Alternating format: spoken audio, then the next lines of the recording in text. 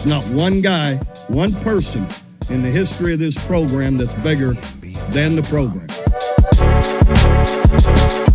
What's better than this? Guys being dudes.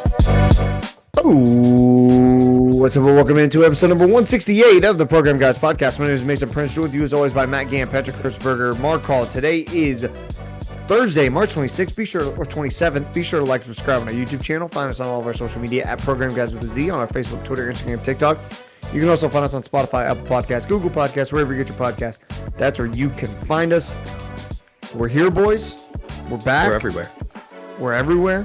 Boomer. Find us wherever. And how about, first things first, the number one. I'm the realist. First things first on the realist. Iggy Azalea taught us that. Aaliyah Chavez is the realist. Number one player in the country for next year in women's basketball, and she chooses Jennie Baranczyk and the Oklahoma Sooners to head here. And boys, it's looking good for the Oklahoma Sooners women's basketball team, because now I believe that's the number one player in the country for Aaliyah Chavez. And then they have another 5-star that I can't remember her name right now, and then a 4-star. And Jennie B's working. Jennie B's working, and I tweeted after Aaliyah Chavez committed, like, you need a lifetime contract for Jennie now. Whatever she's getting paid, double it. And keep her around, because somebody's going to pay her. Because Dawn Staley ain't lasting forever at South Carolina. And Gino Auriemma looks to be on his way out. Like, people are going to try to hire her. And I'd pay her all the money in the world that you can right now to keep her. Because you haven't had this excitement around it since Sherry Cole left. And even the last, 5-6 years of Sherry Cole weren't that exciting.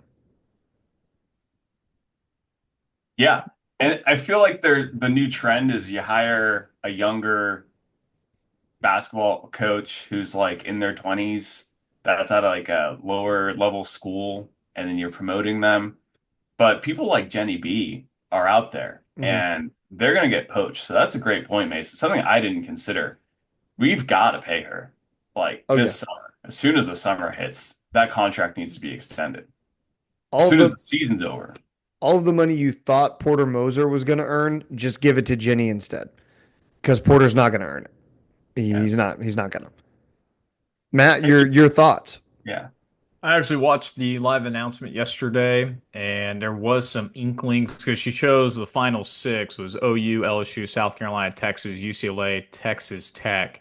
I mean, talk about big name schools, especially in women's basketball, but also just the NIL money that must have been thrown from all these different schools. And yet she ended up choosing Norman as home to start her college basketball career. Again, we never know what the landscape nowadays, but an exciting and huge get to get the number one girl in the class. I mean, this girl has gotten multiple national awards across the country, which puts her in a very small group of girls. You're talking about like Maya Moore's, the like all-time legends of the UConn women's basketball. So she's in a very small elite group. And this is a huge win for Jennie B, who's not only been so consistent since taking over, but multiple 20-win seasons, getting to the NCAA tournament, yet getting farther than just the first round, something that the men's basketball team can't do.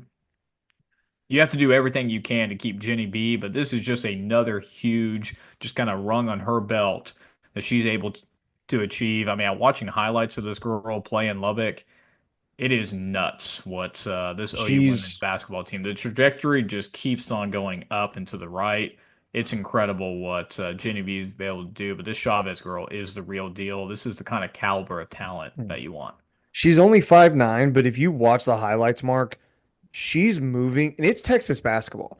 Like, she's playing talented people. She's making them look like they move in slow motion.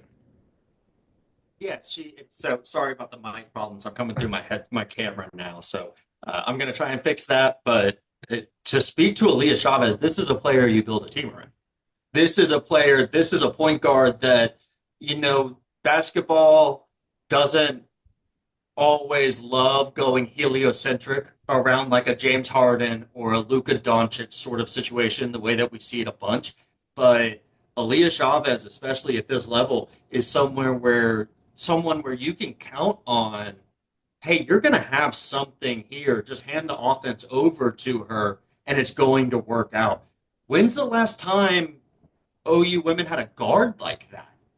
I think the only apt comparison is to start looking at the guys and say, this is Buddy Hield. This is Trey Young. This is Jeremiah Fears. Yeah. You know, that's the level of thing, except higher. Like, I don't think that our normal comparisons are going to work here. This is next level for Jenny B. Don't at all sleep on the impact that a guy like Trey Young has had on her recruitment. He's been in lockstep speaking with her throughout this thing. Don't sleep on the impact of being a Jordan brand school. That's huge, especially on the basketball side of things. Pete Nakos came out right after the commitment and said, hey, expect her to sign with Jordan. Expect that to be a part of this. And that's the game we're playing now, right? Yep. Everything is a part of it. I don't know what the money is, but I was listening to the unofficial 40 today, and George said Texas and Texas Tech beat us on the money side of things. Where Jenny wins is being that coach right now. And having Jordan offering an opportunity to her, Aaliyah Chavez, that these other schools can't. She grew up in Lubbock, and she picked us over Texas Tech. It is big time. It really seems to be sort of a flag being planted saying, hey, we're here and we're not going away. This isn't a 2-year blip, a 3-year blip. Now, that all gets back to what you said, Mason. You got to pay Jenny. Jenny is what sparked this, and Jenny is going to be what keeps it going. If anything happens, someone poaches her, now you're starting from scratch again. 100%. You can't have that. No. Like you said, man, take any Porter money you might have thought on an extension, throw it her way, and let's see what happens on the men's side. We know we have something on the women's side cooking.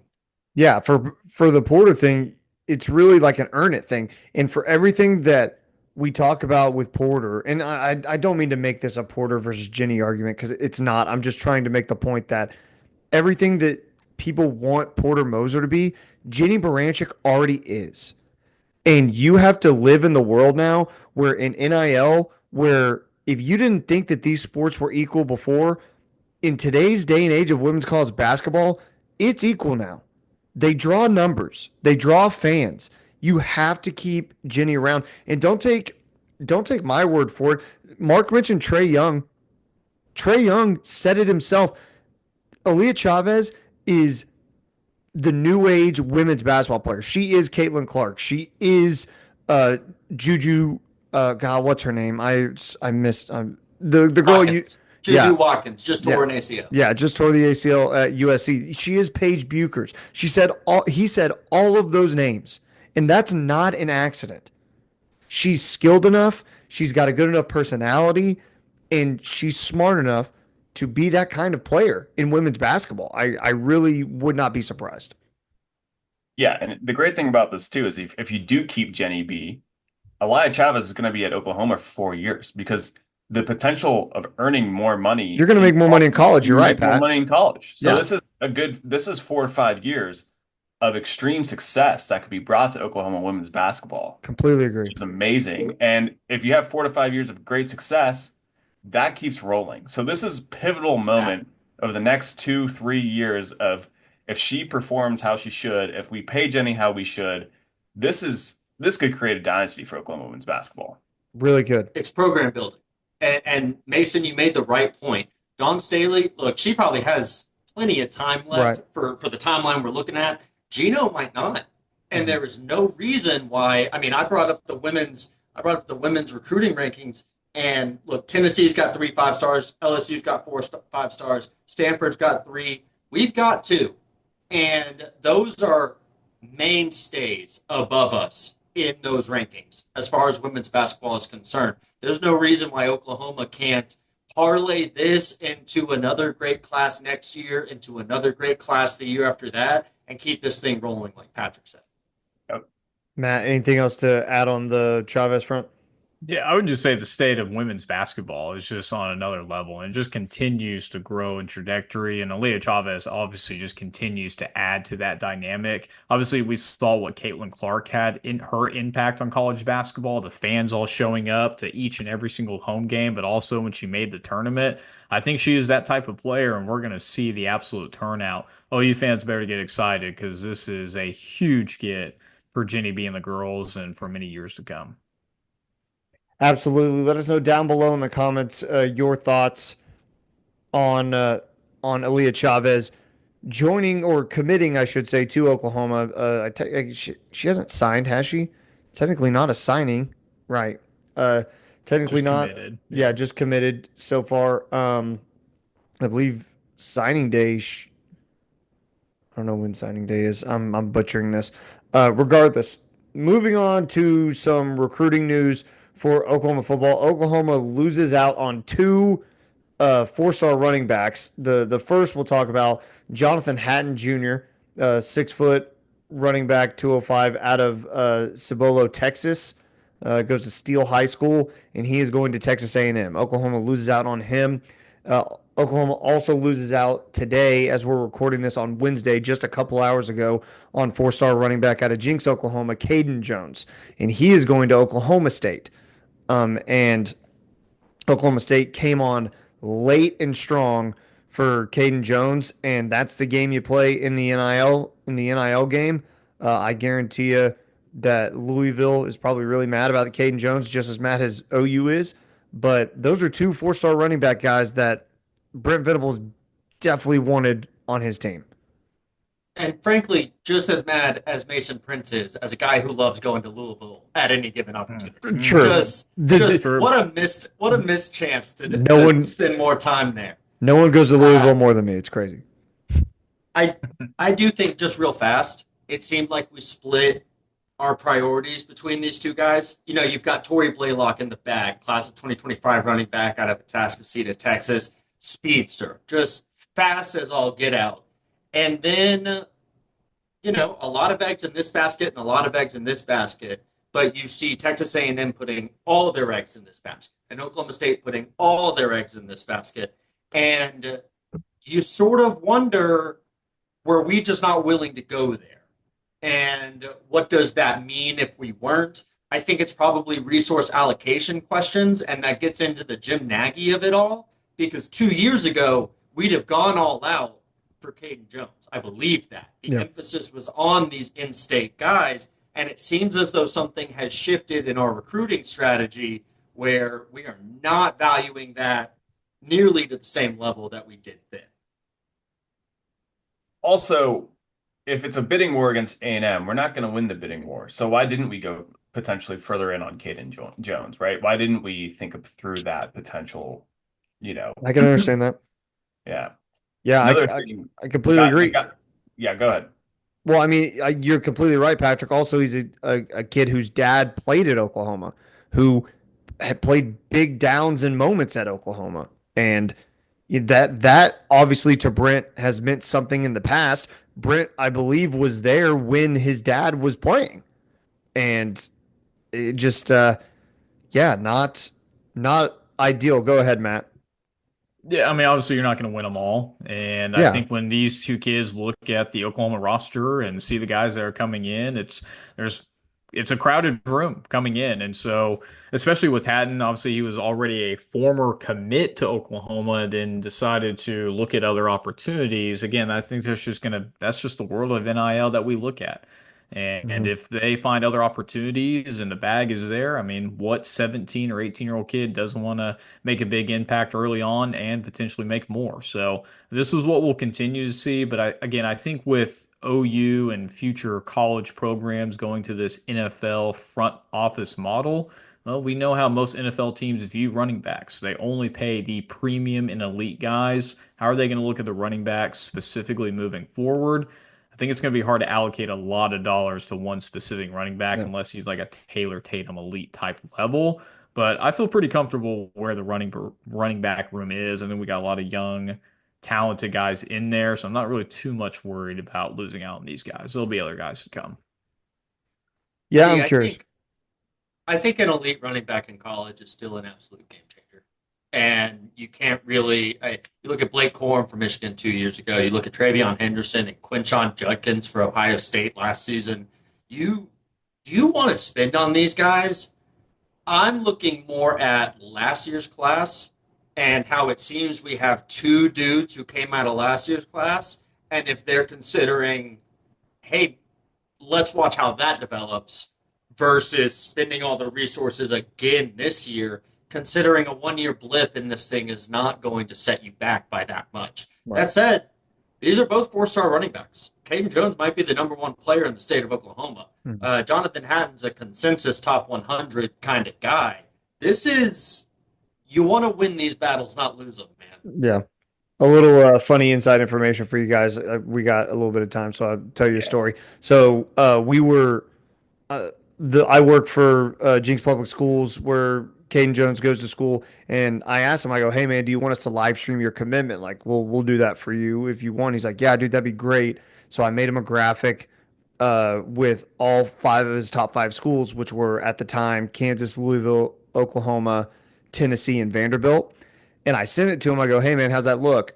And he's like, yeah, it looks great. Thanks, man. I appreciate it. And about 15 minutes later, he messaged me. He goes, hey, can you take Tennessee off and put OSU on? And I was like, yeah, absolutely. I can do that. No problem. So I put that on. And I thought that was weird. And literally 2 hours later, Steve Wiltfong dropped that crystal ball for like a 60% prediction that he was going to go to OSU. And I was like, okay, well, that's probably it's probably what it is. But I mean, Caden's a great kid, and he's going to do great. I'm happy for him. He's going to do great at OSU. Yeah, maybe we'll see him in the spring game one day, right? We got to talk about How is that not on the outline? We do. How is that not on the outline? That's so Mike Gundy. That's so Mike Gundy. Someone give it the background. Someone give the background. He was interviewed the other day and said basically we should do the Colorado thing and do Bedlam in the spring. And he the way he says it is so funny because he's like, maybe they come up here this year and then we go down there next year. Mike, I got some news for you, King. You want to do this, you're only coming to Norman. That's how the money works now. Yeah. You didn't want to keep this thing going during the season. That's cool. That's on you. That's on your administration. We were ready to keep it playing. And if you want to play ball now, the terms have changed. Pray we don't change them any further. Yeah, anyone who thinks that it's going to happen is just, you're sorely mistaken. If any sort of spring game scrimmage happens against another team, what makes you think OU's going to go try to play anyone who's got a pulse? They're going to go play some D2 bull crap school or a small FCS school. There's no reason to go get tape out there with you against like quality opponents. There's no reason for it at all. And Mike Gundy knows that. He's just trying to be Mike Gundy. He's just trying to get on TV and get people stirred up. That's all it is. Stirring the shit, baby. Stirring the love shit. it. He loves it. That's all it is. He's just like Mike Gundy. We'd have to see what Brent Venables thinks about it. It's just so funny. Yeah. One of his ideas is like, yeah, we could go down there for 1 week and they could come up here the next week.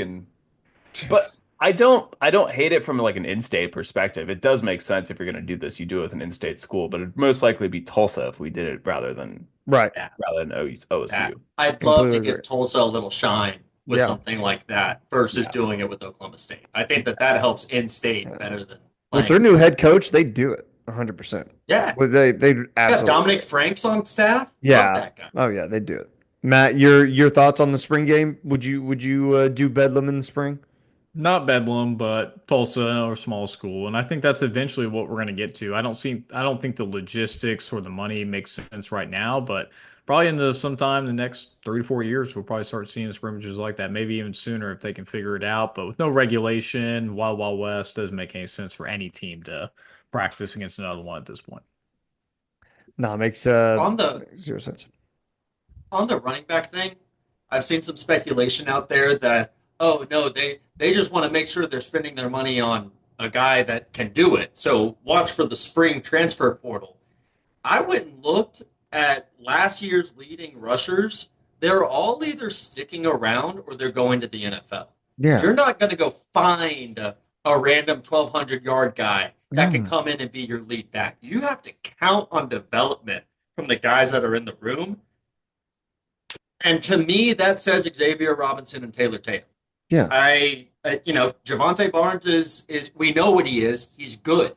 He's probably above average. He runs hard as hell, but I swear he runs with his eyes closed.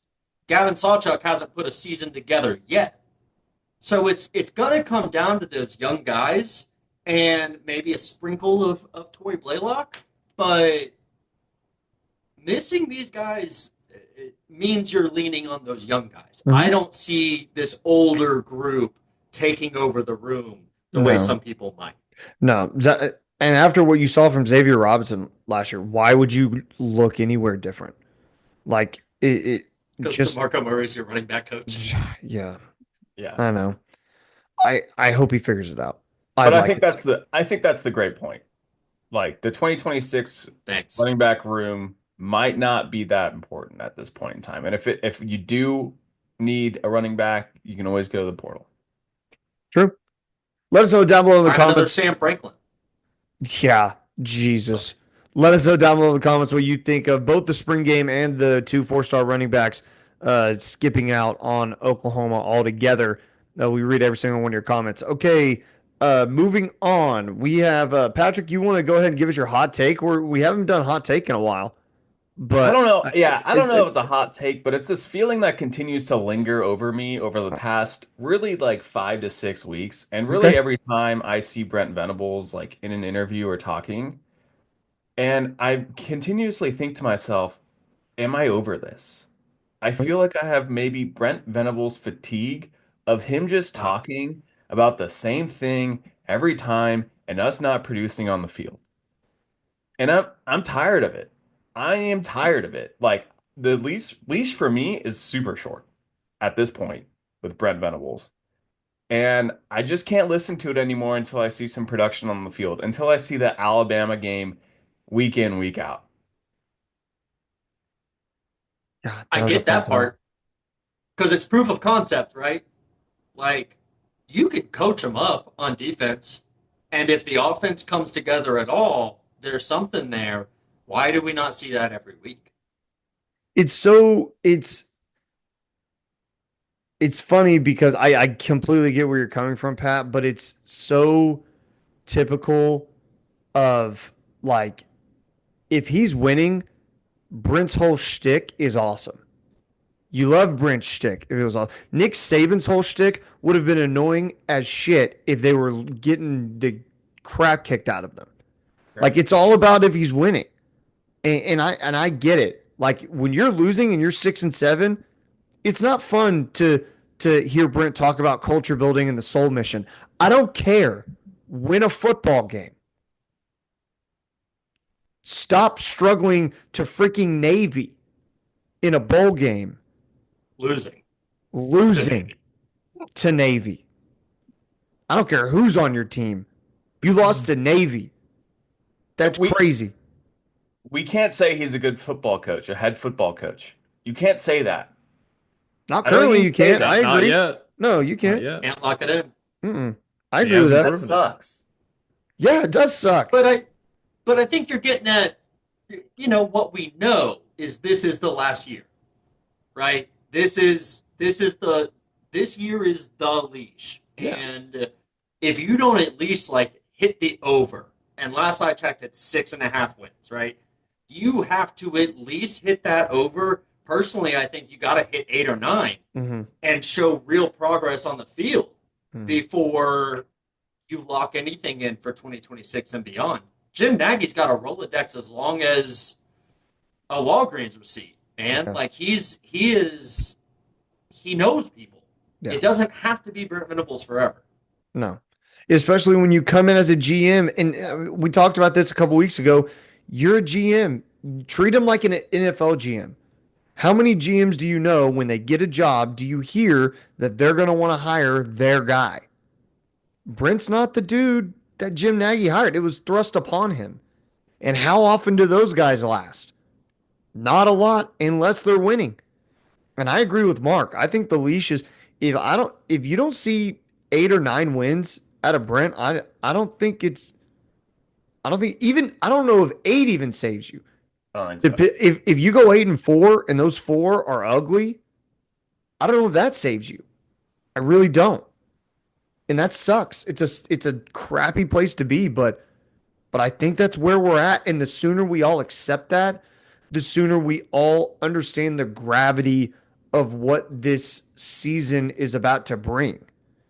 It's not a golly gee, I hope we go out there and put up a fight. No, dude, people's heads are gonna roll. People will lose jobs if they don't perform well. Go ahead, Matt.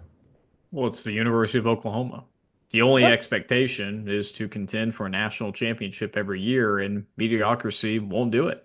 And that's what we've seen, and we've given a little bit of leash to BV, but to all our points, I think we might have mentioned this on another pod, but if it's midway through the season and we're struggling again in SEC play, we might have to fire him mid-season and then let Ben Arbuckle take over or somebody else. It just might have to be the case. I just don't think what we've seen enough. If you continue to struggle in SEC play, who cares about the gauntlet of the schedule? You got to go out there and win football games. We might have to see him get fired midseason. I don't hope that that's the case. But if we play Michigan, we lose that game early on, which is the second week of the college football season. And then we got Texas and South Carolina, all those guys. If we struggle, we could potentially see a replacement mid-year. I think Jim Nagy is that guy that would pull the trigger if he had to. So pressure is a privilege. Lot on the line. A lot on the line. Pressure is a privilege. Two things real fast. One, we just saw it at Stanford. Andrew Luck is the new GM there, and he was the one tasked with making the decision on Troy Taylor, the head coach they just fired. Mm-hmm. GMs are going to be given that kind of leeway. They're going to be given that kind of authority. And two, they feel all of this. It informed every decision made this offseason. Brent is calling plays because he knows it's his last year. He brought in the 28-year-old who might be a wonderkind because he knows it's his last year. And this is a pull out all the stops kind of offseason, it seems like, from a coaching staff perspective. Everything's got to go right. And if it doesn't, someone else is calling the shots. It sucks. And to be clear, Brent Venables is getting a defensive coordinator job the next day. Yeah. He's that good. He's that good, and our defense has gotten that good. We're just not winning games. And that's the tough thing to have to reconcile when you see the performance here and the losses here. Yeah. Andrew Luck, I think, had to fire his coach because bullying allegations were made public. So his hand was forced a bit there, I believe. But it wasn't the AD, is sort of the point that I'm making. It wasn't the athletic director. We're empowering GMs in this world. Yes, absolutely. Did you guys see the Ben Arbuckle mic'd up video? Not yet. I want to see it. Material. I have two notes. Okay. First note, a little too much fun for me, right? We got to win football games before we have fun. That is the fun. A little too much fun in my eyes. It's nice to having some fun though. Okay, I'll be a little chill. It's the spring. I've never played a spring ball. Second thing, he says at one point in the video, I gotta run over to see what my wide receivers are doing. My wide receivers. His. Taking full accountability for every offensive unit. I love that.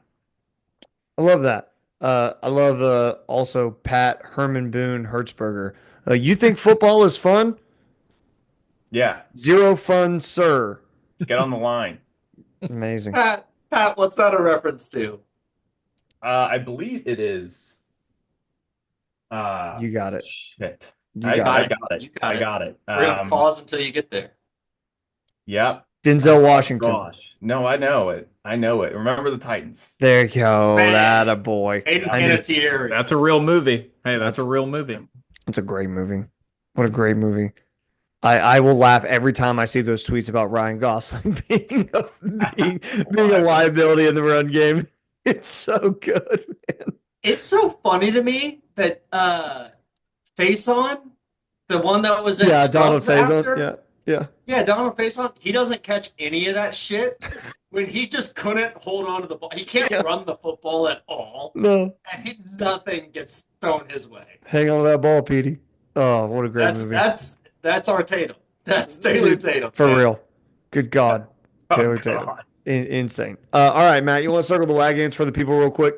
Yeah, I'll highlight three programs here, and I'll give a more of a broad update next week. But starting with the hard court in basketball, the NCAA tournament, obviously starting in March Madness. Start with OU men's basketball that just can't seem to find their way out of the first round the last few years.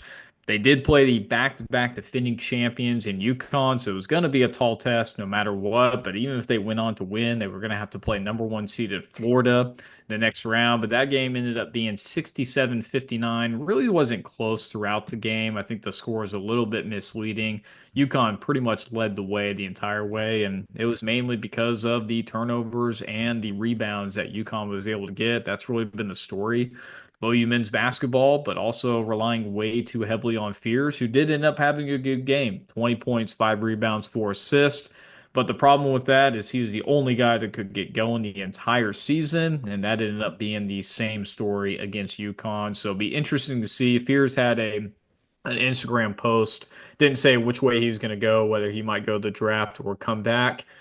But they are retaining some guys next year. We'll just have to see where this program goes from here. If Fears obviously ends up staying, that would be a huge get for Moser, who I think might have saved his job just by getting in the tournament. But we're just going to have to see the turnover. What do you guys think of men's basketball, how they ended I up? think he did save his job. I think you're right. Whether that's unfortunate or not, they're going to give him another year and another shot. Just win basketball games, man. Enough talking, enough begging for people to respect you and support you and all that. How about go win basketball games? Just go Get out of the win. first round. I mean, Yeah. and here's the thing: OU men's basketball for the last few years, they start off hot. They beat other good teams in other conferences. They win the beginning tournament, whatever you want to call it, each and every year. And yet, once they get to conference play, whether it's the Big 12 or the SEC now, they just totally fall off a cliff. Like it's a totally another basketball program than how they start out. So it's very odd to see, especially with the success so early on, but yet there's such a significant drop off towards the end of the year in the postseason. So I think OU was lucky to even make the tournament. Luckily, they got those two final wins, but should they even been in the first place? Hard to really tell based on what the team has played all year. So I think he has saved his job. So we'll have to see if they reload again for the next season. But definitely heading in a negative direction. But on the positive side, obviously, we've already talked about OU women's basketball, who have just continued Pass on the to mid. play. All right, Go yeah, ahead. real quick. Can I real Men's fast? basketball. I actually thought OU played a great game against UConn. You lose against teams that are better than you more often than you win, and that's what happened there. I think that execution on the court was the issue. Guys just can't hit shots. You can't rely on Jeremiah Fears to be Trey Young. Even Trey Young didn't get out of the first round. And two, he gone. He gone as hell. This is not women's basketball. You don't get 4 years with these guys. The NBA money, if you're a lottery pick, is much higher than you're getting as a college basketball player on the men's side, and he's got to be a lottery pick. So he's gone. You got to rebuild immediately because this, to the Brent Venables thing, the leash is extended for Porter Moser one more season. And that is, we're going to be going year by year with this guy. Sorry to interrupt, Matt. No, and you make a great point because other than Jeremiah Fears, there was only one other guy that made one three-pointer. Everyone else went 0-3, 0-4, 0-2, 0-2, 0-2. You just can't have that happen, right? Maybe it's a one-off game, but this has been really the season of inconsistencies, especially in three-point shooting. You just can't have that happen against one of the better teams in college basketball, and that's what played out in the next season. I agree with you, Mark. I don't know why Fears would come back. Even if the money's good, he's going to be a lottery pick. He'll make much more money in the NBA. Patrick, your thoughts? I just wanted to get your thoughts on Jeremiah Fears and if he's going to leave or not, and that was answered, so I appreciate it. Yeah, absolutely. Well, over to women's basketball, who obviously landed the number one recruit heading into next year. They have now entered the tournament and gotten two big wins. Their first round opponent was Florida Gulf Coast. They broke the NCAA record for 72 total rebounds. Now, you can look at that both sides. That means potentially missing a lot of shots, but also collecting a lot of offensive and defensive rebounds, which they were able to do. It was a pretty close game until the third quarter when Oklahoma decided to pull away in the fourth, and they scored 30 in the third and ended up holding down on defense pretty good. Now, again, they played Florida Gulf Coast last year. The score was 73-70. Obviously, two different teams, but good to see they could get past them again. Ended up playing The Iowa in texts the from second Matt round. during that game were nuts. The Iowa game? He was so mad. Matt was so Yeah, it was Iowa no, the game. Florida Gulf Coast game. Oh, okay. Iowa's Okay, game. my mistake. My mistake. Yeah, so second round. So first two rounds always play at home for the higher seed. So OU got a second women's home game in Norman, Oklahoma. My parents actually went to the game. They said the atmosphere was absolutely electric. That's what you have to do in the postseason. You have to show up for your teams, especially with how good OU women's basketball is. This one was pretty tight. I was texting the guys like Mark mentioned. This game should have been easily put away in the first half, but we could not hit a bucket to save our lives. But that ended up coming true in the second half, in the third and fourth quarters, and we ended up winning by 34 points. And rebounding was the main story of this game, especially Reagan Beers playing in the center. Absolutely dominated Iowa. Now, obviously, Iowa does not have Caitlin Clark. They don't have that star-studded power like they have in recent years. But Oklahoma put their talent where their mouth is and had a really good showing in the second round. But now they're going to get their toughest game and probably now the tournament favorite now that USC Juju Watkins got hurt. We're also in that same bracket. So I think honestly, if OU can pull out some kind of stunner against UConn, they have a real chance of getting to the Final Four, which I don't think they've been since 2013. So it's been quite some time since they've been back. But UConn is going to be a true test to OU's defense and can they keep up their offensive ability. Their one thing that's really working for them is UConn does not have a true center. And they're not really too big. So this is really an opportunity for Reagan Beers and company, who is an All-American, to really show what they're made of. And that's going to be the biggest advantage that Oklahoma can have is limit the turnovers, let Reagan Beers do work on the inside. I think that's going to be the formula for success if they are going to pull out an absolute stunner. But I believe I've looked at UConn was favored by quite a bit, maybe by I don't want to say double digits, by about a good amount, since they're one of the premier teams in women's basketball. Your guys' thoughts can go ahead. Yeah, Google has UConn at an 89% chance of winning the game. Yeah, and rightfully so. I mean, they have one of the premier players in Paige Beckers as well, or Paige Beckers, I can't remember, but her as well as two other all-stars on their team. I mean, they're really just a UConn of old. I mean, they're 33-3 overall, and they continue to play ferocious defense and offense. I think they've only held opponents in the first two games like 90 points each, or 90 points in total. Last time Oklahoma women's basketball has been in the Final Four, back-to-back years, 2009 and 2010. It's the last time they've been in the Final Four. Yeah. Paris, yeah? Yes. Paris sisters. Mm-hmm. So big game for Jenny B. This would be a program stated win if they can somehow pull this out. That will be this Saturday at 4:30 Central, and that will be up in Spokane, Washington, because that is the region that they're playing in. So good luck to the girls upcoming. Oh, real quick, Matt. Hold on, real quick. Yep, number one, I love when you put your talent where my mouth is, and number two, yep. He does that. I want you to tell the people what you texted the group. You said we should be winning by how many points? 30.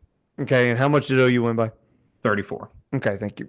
That was the first half. They I think they went at one point they were 1 for 11 in the first half from three, and they were already up by 15, 20 points if they would have just made a few more. But that's what they showed in the second half. So you're right. If we knew better, we would have a Discord where Matt would be throwing these thoughts into the ether. Yeah. And it would be a lot of fun. If you know how to set up a Discord, get in touch. Scooby-Doo Bahile, get in touch with us. You don't have anything going on this weekend. Yeah. You don't have anything going on. All right, go ahead, Definitely Megan. nothing at all. Let's finish up with Nothing at all. both the Diamonds here. I'll start with OU softball, who did suffer their first loss of the year in their second game of Missouri. They won the first game in a run rule, 8-0. Missouri came back on Saturday, beat us 1-3, and the world just went Of ablaze. course. Oh, OU women's lost. The dynasty is over. Amazing. I got a joke for you guys being four-time national championship. That's our first loss in 30 plus games. They are bound to lose a couple of games a year. Give me a break. It It's is so funny. atrocious what Twitter and everything else will go just for losing one game. But they bounced back in a big way, getting the rebound game on Sunday, winning 5-1 with a very big pitching game from Sam Landry, who continues to be OU's best pitcher so far. But guys, this is going to happen. They're playing in the best conference in the SEC, but the world just won't give respect. What else does Patty have to do each and every year? And that's just continuing to win at a very high level. And they will rebound against Wichita State before a 3-game series against Pat's Tennessee Lady Volunteers. Pat, your thoughts on OU softball's first loss of the season? It's always good to lose a game. Lessons learned, adversity, those things. You gotta lose now so you learn from the mistakes and you learn how to lose. That's an important factor in sports. So Especially you're for a gonna young drop team. them. Yeah, this Yeah, isn't a especially veteran for a team young. with seniors. They got a lot of young girls on or freshmen and sophomores. And so it's a very different team than the years have passed. Mark, any thoughts on softball? Just Patty Gasso is the kind of coach she loves to lose a game because she knows she's not going to lose many of them, and you get teaching opportunities out of it. It's what Patrick said. You get learning opportunities and teaching opportunities that you don't get after wins. Someone makes an error in the field, someone just is terrible at the plate. You can't really like come down too hard on them when the final score is 11-0. You run rule at 8-0, whatever. You can coach when you get your butt kicked 3-1, and Patty Gasso is going to be coaching. Yep. Yep. We might have lost again. Oh, dude, this is so brutal. Oh, Matt, you're I'm back. here. Nope. Okay. He's here. He made it. Yeah, I'm always here. But Mark, great points. I do agree. Yeah, I do agree that OU is bound to lose at some point, especially playing very quality opponents each and every week. So we'll continue to watch that. Looking at quickly at the other diamond, OU men's baseball continues to play really well, especially their first two series of SEC play. 21-3 overall, 4-2 in SEC play. Recently beat 2 out of 3 games against Mississippi State in Norman, Oklahoma, rebounding with a big win over Oral Roberts 11-2, and they will face their third SEC series in Tuscaloosa against Alabama this weekend. So good luck again to both diamonds of softball and baseball. That is OU Wagons update. Appreciate you, Matt Gann. Thank you for that. Shout out the baseball team, man. Beating that Mississippi State team is awesome. Mississippi State is a team that won a national title a couple years ago. Like they're a good baseball program. Big win for OU. Love what Skip Johnson and company are doing over there. Okay. That's another one. You pay him. Yeah. You pay him. You're gonna have People to. will take him if you don't pay him. Yeah, you're gonna have to. That's the world we're in now. Sorry, figure it out. Everyone's playing by the same rules. It's what's it worth to you? And if you're somehow an OU donor with 2 or possibly 3 commas in your net worth and you're listening to us, you get your ass on the line, man. Mm-hmm. Write the checks. Mm-hmm. Write the checks. Absolutely. Write them. Okay, PGP MVP of the week time. Let's wrap up the show with our MVPs of the week. I'm going to go ahead and start with an LVP because just an absolutely insufferable human being, one of the worst ones that we have that this country has to offer. Dan Hurley, what an absolute bum that guy is. Good God, what a just atrocious person. He's so miserable.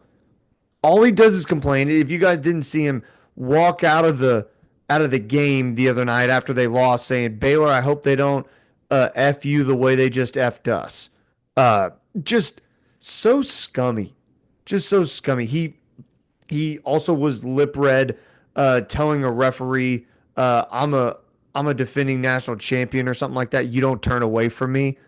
Or like it just absurd behavior. He's so unlikable, and not even like the Nick Saban unlikable. He's unlikable because he's just a cocky asshole, and he's disgusting. I don't like him. My LVP of the week, Dan Hurley. Enjoy that ride home to Connecticut, you bum. Yeah, great one. Great one. I'll go next. I'll do another LVP. I'll go to US's national security when messages were leaked of plans to move forward with certain things that you just need to go on Twitter and look at it. And they let a media from the Atlantic join somehow in the group too, who ended up leaking They added him. messages. So LVP, U.S.'s national security using whatever they decided to do that. The more I see of it, the more I read, it's absolutely ridiculous. Oh my God, I'm how gonna these guys cry. work and operate. It is An nuts. amazing call here. It's crazy. If you haven't Matt, seen none it, of it was classified, so I need you to stop being a snowflake about this. it is nuts, man. Go read it. It's chill crazy. out. We're just gonna There's like bomb normal some. guys talking. Just chill out. We're gonna stuff. bomb some Houthis. Lighten up, bro. How many? Nuts. How many of us? How many amongst us have just sat back, kicked back, and accidentally added another homie when we were talking to our homies about bombing Houthis? How many of us have done that? Who among us? Can't say. Can't- Did you can't say see that was a real take? Was like, hey, we've all added the wrong person to a group text before. But you know, when we do it, we know how we did it because we were the ones that did it, Oh, right? man. Right. So there's not like a We don't- justification and- needed. It's right We there. don't do like, oh, I didn't do it. Dude, the best thing is like they're like, oh yeah, we messed up, and then Pete Hegseth comes out, he's like, what absolute lies from the Atlantic and these journalists, how pathetic. And it's like, bro, your own administration just said that you messed up. Like they said it. Look, this is not a politics podcast. No, it's but not. One thing It's I want not. to It's- say it's not. is that guy might be hitting the button. That dude is answering questions like a drunk. He just is. He's so mad. He's sweating. Oh Like man. you don't get angry and sweaty when you're just a sober dude on top of your game. It's not even political. You can agree whether you're right or left. It's an insane situation. It's an insane situation. It's so crazy. If Fuck, Kamala LVP. Harris did this, we'd be freaking out. The country would be going insane. All right, Patrick, get us out of here. No, I'm Patrick, going get to us stick outta with here. I'm going to stick with the United States. Patrick says LVP Houthis. United States national. Holy shit!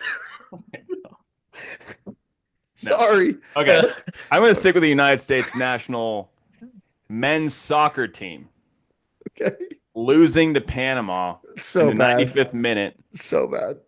and then losing to Canada 2 days after that in the whatever CONCACAF Cup they were playing in.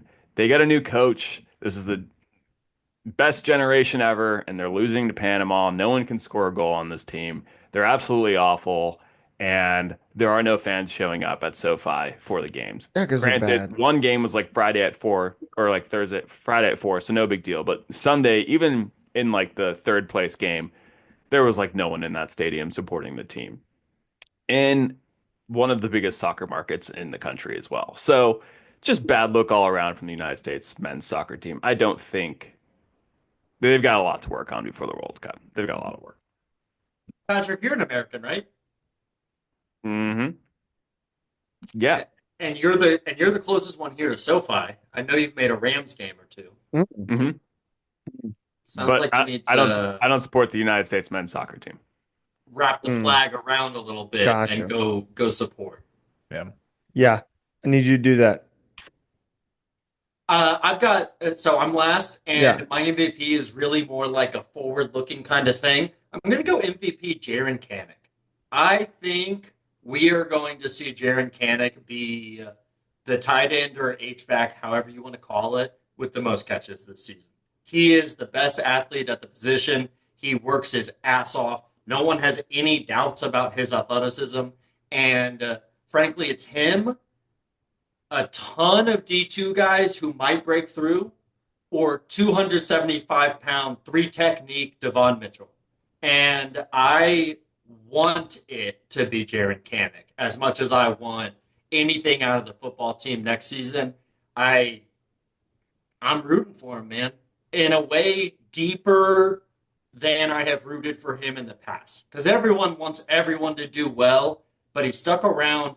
He's changing positions. He wants to be a Sooner. He wants to play for BV. That's what college football is supposed to be. And I think he's going to shine this season as far as any of those guys can shine. So my MVP is going to be Jaron Kanek. JK, whatever his new number is. JK12. JK12. JK12, baby. I love it. Don't like that, actually. Let us know down below. Let us know down below in the comments your MVP of the week. That's going to do it for this week's show. Be sure to join us next week. Like, subscribe on all of our YouTube channels. Find us on all of our social media at Program Guys with a Z on our Facebook, Twitter, Instagram, TikTok. You can find us on Spotify, Apple Podcasts, Google Podcasts, wherever you get your podcasts. That's where you can find us. Patrick, take us out, man. Keep pushing it, baby.